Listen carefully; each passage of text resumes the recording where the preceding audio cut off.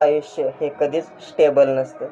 कधी आयुष्यात चढ येतात, कधी उतार येतात, पण आयुष्य हे आपल्याला जगावंच लागतं. आयुष्यात अनेक अडचणी आपल्यापुढे येऊन उभ्या ठाकतात. कधी कधी त्यांचं सोल्युशन निघतं, कधी कधी सोल्युशन निघत नाही. म्हणून आपल्याला काही काही गोष्टी आहे अशा सोडून द्याव्या लागत असतात आणि त्यापुढे आपला इलाज पण काही नसतो आपल्यासाठी.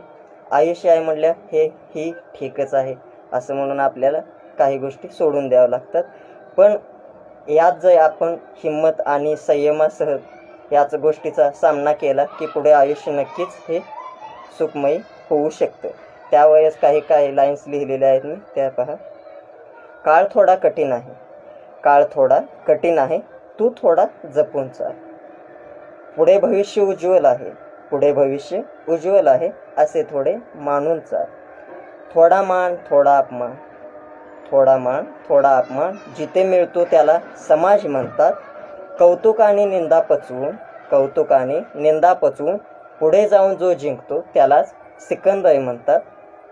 एका दिवसात कधीही काहीही बदलत नसते, एका दिवसात कधीही काहीही बदलत नसते. त्यासाठी सातत्याने कष्ट घ्यावे लागतात.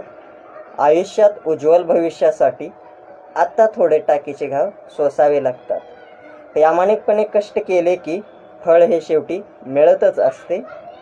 तुमच्या जिद्दीपुढे आणि चिकाटीमुळे भाग्य ही त्यावेळी साथ देतच असते. देव ही तुम्हाला साथ देतच असतो. धन्यवाद.